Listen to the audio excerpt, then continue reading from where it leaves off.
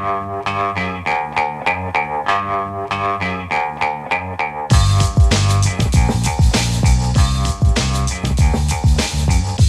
the Brian Lehrer Show. I'm producer Amina Serna, filling in for Brian today, who is taking care of a family member. Now we turn to Iran, where mass protests against the country's regime have turned deadly. At least 2,500 protesters have been killed in a brutal crackdown by Iran's government. That death toll from a widely cited report by the U.S.-based human rights activists news agency. The head of Iran's judiciary is saying that protesters, detained by the security forces could face quick trials and executions. Yesterday, President Donald Trump weighed in. He urged protesters to continue on his social media platform, Truth Social, adding that he canceled all meetings with Iranian officials until the killings of protesters stop, and that, quote, help is on its way. Joining us now to explain the political upheaval and why the U.S. might get involved is Robin Wright, contributing writer and columnist for The New Yorker and author of several books on Iran.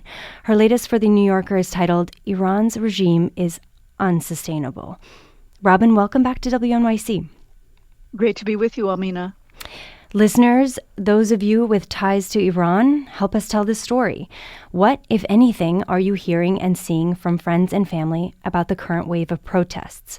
212-433-WNYC, that's 212-433-9692. Or anyone else with questions or comments on Iran's protests, President Trump's remarks on U.S. intervention or potential intervention there, or anything else. 212-433-WNYC. That's 212-433-9692. And as always, you can text that number. Robin, you've spent a lot of time and written a lot of books on Iran. So let's start with the reality for Iranians on the ground. You write that the current protests erupted on December 28th after merchants in Tehran's lofty Grand Bazaar shuttered their shops as the value of the rial, the national currency, went into freefall. So how has inflation impacted life in Iran, and what happened that day? Well, just to put it in perspective, when I first went to Iran in 1973, $1 bought 70 rials. Today, $1 buys 1.4 million rials. Inflation in the past year has hit 40%, and for food, it's above 70%. Life is untenable for growing numbers of people in Iran. And the mission, the stated mission of the revolution, was to help the oppressed. And Iran has utterly failed in providing basic things like water and electricity. It's done very little to improve the lives of the lower middle class, as the revolutionaries' own families seem to be doing very well. And on December 28th, the merchants in Iran, in Tehran in particular, shuttered their shops as a form of protest. Can you give us a little bit of a perspective of this merchant class and sort of the symbolism behind shuttering their shops? Well, one of the problems is that the shop owners have very few shoppers coming in to buy things. And so as business got bad, this was a way of signaling that the government needed to do something. That life was for the Grand Bazaar, which is one of the truly remarkable old institutions in Iran, that they couldn't do business. And what's interesting is in 1979, during the run-up to the revolution, the Bazaris were also the ones who shuttered their shops. There were three legs of society that brought down the Shah. The Bazaris first, the clerics second, and finally the military. And when the military decided they wouldn't shoot on people. And so we're in a kind of a similar situation today, in that the Bazaris started it and people are turning out. And the question now is how far the security forces will go in, obeying the orders to kill, arrest, and abuse Iranians on the streets. And and even began executing them. I've seen it reported that it's difficult to know just how big these protests are and what the protesters want. Some reports say protesters are chanting death to the dictator. Others are calling for the royal family who ruled Iran before the revolution to return. Foreign reporters aren't allowed in the country, and the Iranian government is shutting down dissent online. So what do we know about who's protesting and the demands? Well, that's one of the key questions. And just like the Arab Spring in 2011, Iranians know what they oppose, and they are acting decisively to make that clear. What's unclear is who will be the leader. What is their manifesto? What is their set of demands? And I'm not sure they're at the point of the kind of unity that would transition easily to something else. In comparison, in South Africa, over decades, there was a leader, obviously, in Nelson Mandela, who was held behind bars.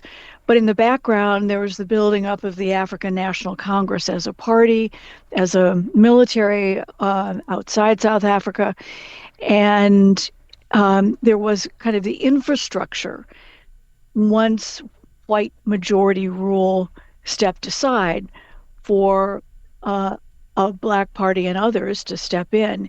And we don't see that in Iran. Yes, you're right. The son of the exiled, now deceased Shah has advertised himself as a transition.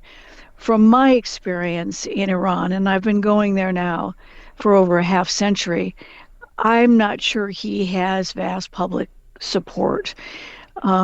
He hasn't been there for a half century, and I'm not sure that Iranians want the restoration of a monarchy.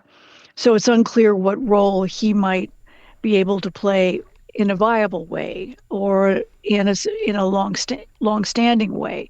So I think that's one of the great problems. The protesters can destroy buildings, banks, and other things, but it's clear that we need to see a leadership and an organization emerge to make sure that there's something as an alternative to what has been an entrenched Islamic theocracy over the past, 48 years.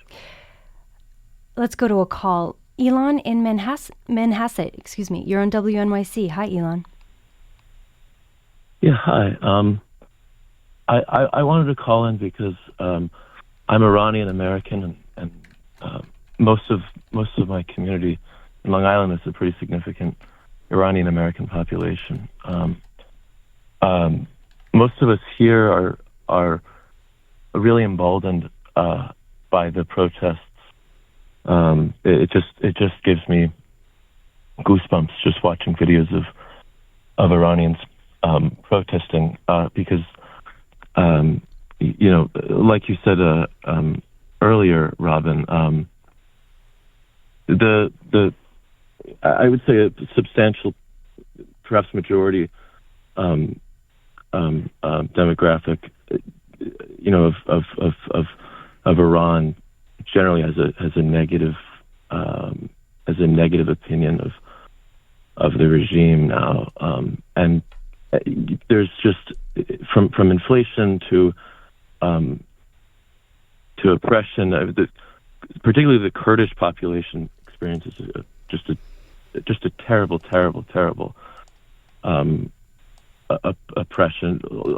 It's almost like apartheid what they experience. The protests are a culmination of all of that anger that I think has built up over the past 30, 40 years now. Elon, thank you so much for your call.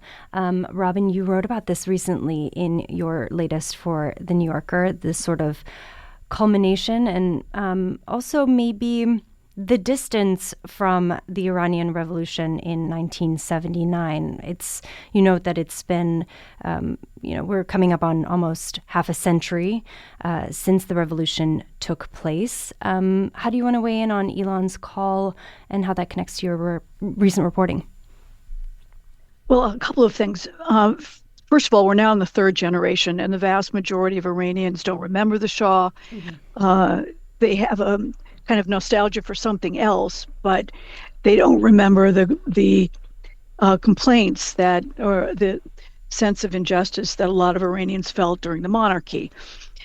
Secondly, what's really interesting, and it goes to his point, is that people in Iran and kind of informal polls have indicated that 80% of the population, even 85% of the population, is unhappy about at least one of the many flashpoints that have triggered these protests. And the rule of thumb in political science is that if a regime has 30% of support, it can man the bureaucracy. It has enough for the security forces. It has enough either through bribery, corruption, or taxes to survive, at least for the regime itself, the members of government, economically. And we're at a point, I think, that the regime has a hard core of support, but it's much smaller. Its supporters are older.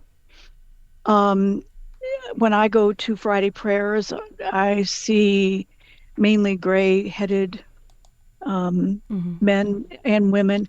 So I think he's got a valid point.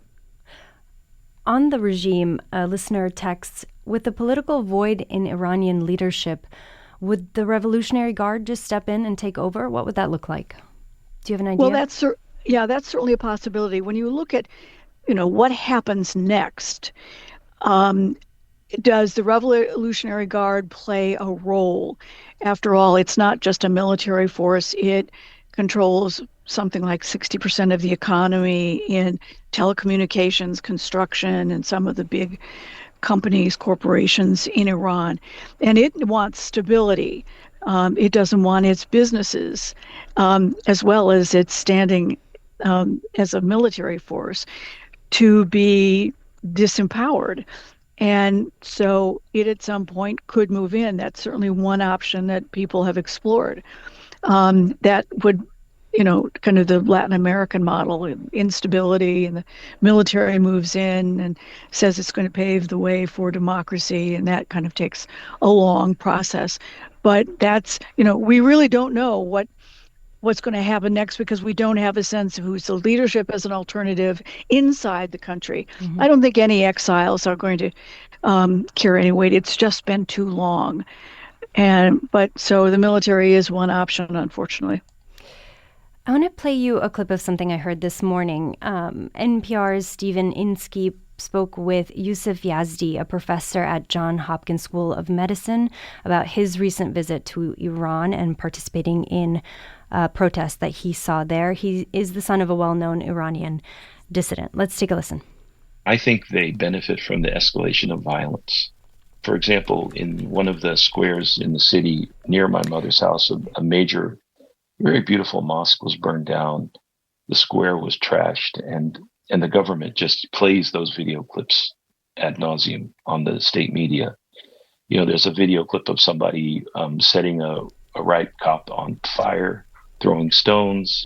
The escalation of violence really plays into their hands, and the government benefits from that, because if the protests were nonviolent, I think the crowds would be 100 times larger, 1,000 times larger. But people are hesitant. We don't want to see what's happening in Iran. So that went accidentally to our next clip, to President Donald Trump. But before we move on to that, Robin, the U.S.-based human rights activists news agency saying 2,500 protesters have died so far. I've seen reports of much higher numbers than that, but those are the ones that NPR and Reuters are reporting. Many have been detained and threatened with the death penalty. What do we know about the brutality of the government's response? Robin? Let's take a call while we get Robin back up. George in Manhattan. Hi, you're on WNYC. Yes, good morning. Okay, I think it's so ironic, this entire discussion, because Iran was a perfectly democratic country until the United States, had a coup against Prime Minister Mossadegh to remove him. Why? Because Prime Minister Mossadegh nationalized the oil and he didn't want to concede to the U.S. interest in having the United States take over their oil production. So, after he was removed by the United States, the Shah was installed. And then there was the revolution thereafter. So, it's a very sad story what's going on now, because that all happened because of what happened in the coup by the United States in 1953 to remove the democratically elected Prime Minister Mossadegh. So that has to be taken in context. Thank you so much for that historical context, George. And I believe that we have Robin back. Hi, Robin. Hi, I'm back with you. I don't think that you heard George, but George was making a parallel, tying in the current U.S. intervention in Venezuela to how the U.S. In 1953 installed basically the Shah. I think you had kind of started going to Iran after that period, obviously. But any sort of parallels you see as we move on to talk a little bit more about U.S. intervention in Iran, or potential U.S. intervention in Iran? Well, I think it'd be a terrible mistake for the United States to go in and try to take out the government officials, the supreme leader. I think this would echo what happened in 1953 when the U.S. put the Shah back on the throne. Iranians have struggled for more than a century to achieve some kind of democratic form. The first elected parliament, the first constitution, were both in Iran. It was, it looked like the end of monarchy, and then a semi-literate army was the first Pahlavi king, and he mobilized support. He pushed himself into power, and that led to the two Pahlavi Shahs. 1953 was a moment when a democratically elected prime minister nationalized oil, which satisfied the United States and the outside world. And so the CIA and British intelligence managed to get the Shah back from exile, back onto the throne. And Iranians have been trying ever since to get something that was really representative. Venezuela is certainly not a good model for Iran. I want to speak to the previous question, too, if you've got a second. Oh, yes, of course. Your caller was right in that if this regime survives through the use of force, brutal, ruthless force, then the protests will, in the very short term, be to their advantage for propaganda, but for propaganda only. We've seen sporadic protests since 2009 over very different issues: fraudulent elections for president, the hiking of gas prices by 300%, and other price hikes for basic commodities. Then the Women Life Freedom, which was over personal freedoms. And now we're back. And with each of these that were flashpoints over a specific issue, they grew into something that always ended up saying death to the dictator, death to the Ayatollah. So they've all mobilized around this common theme of rejecting the system. And that's why, even if it works to the benefit of the regime short term, my point is that the regime as is unsustainable. The ideology is untenable. It has failed in every possible way, without basic water, electricity. They can't afford to help boost the economy. I mean, giving $7 per family a month is not a solution, and that's the only thing the regime has offered. We have a listener to that point who writes, "I have never agreed with the murderous, psychotic, clerical leadership, but keep in mind that they thoroughly believe they have God on their side and will do what they must to maintain power." Robin, before I ask you about President Trump's recent statements, I think worth noting that economic sanctions have been reimposed by the U.S. and Europe in part due to stalled nuclear negotiations, among other reasons. So how much did these sanctions sink Iran's economy and put us, to where we are today? Well, sanctions have clearly hurt the economy in Iran, but that's not the only reason that people are out mobilizing. The system itself has just failed.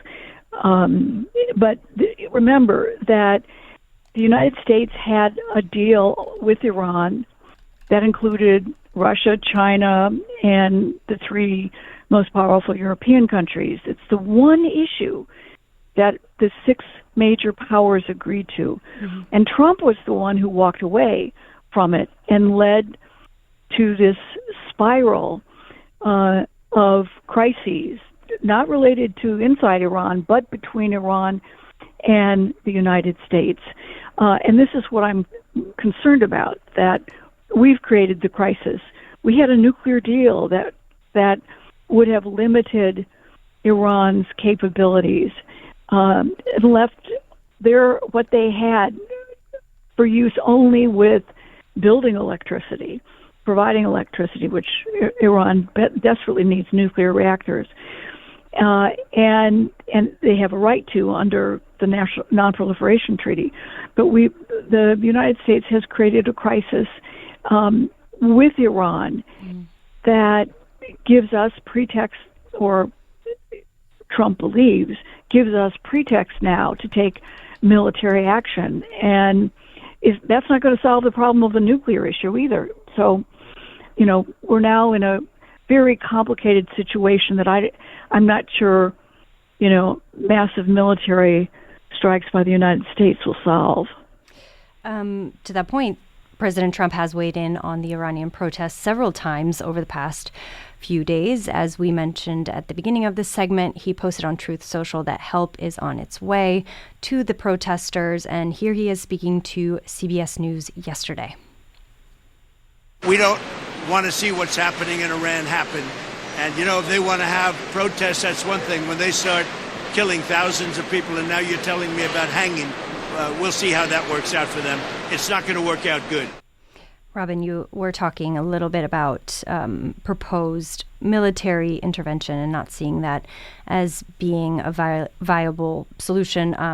But as of yesterday, Elon Musk's SpaceX began providing free internet access via its Starlink satellite service to users in Iran. So what about non-military interventions? Have you looked into any of what might be on the table or what people are talking about in Washington? Well, I'm not in the inner circle of the Trump administration, so I can only, as an analyst and longstanding Iran expert, kind of think about what's worked in the past. And cyber operations would probably be very effective, as Stuxnet was in limiting or hurting Iran's nuclear program. There are ways of taking out communications among, the military leaders within the political system, so that they're the ones who can't communicate with each other. I think there are mobilizing the international community to speak with one voice. I think trying to take leadership kind of on behalf of the world is going to be hard without it backfiring like it did in 1953. Remember, actions take a long time. They are looked at from history, and this could backfire on us. Let's go to a caller who's reflecting a couple of texters that we're also getting. Arthur in St. Albans, Queens. Hi, you're on WNYC. Thank you for taking my call. I won't touch on Mossadegh because the other caller did, but all I can say is that we were being, at least in the past, at some time led by people whose professions were being diplomats and politicians. And even with George Bush, when he told the people they could go ahead and fight Saddam, and then later he had left back in 91. But right now you have the back of the class leading. Did we lose Arthur? Like it's 1950, and look at what you're doing in this country today. That's really what I wanted to say. You're telling them don't kill people over there, but look at what's happening to protesters here in America. Arthur, thank you so much for your call. And Robin, yeah, we're getting a lot of texters.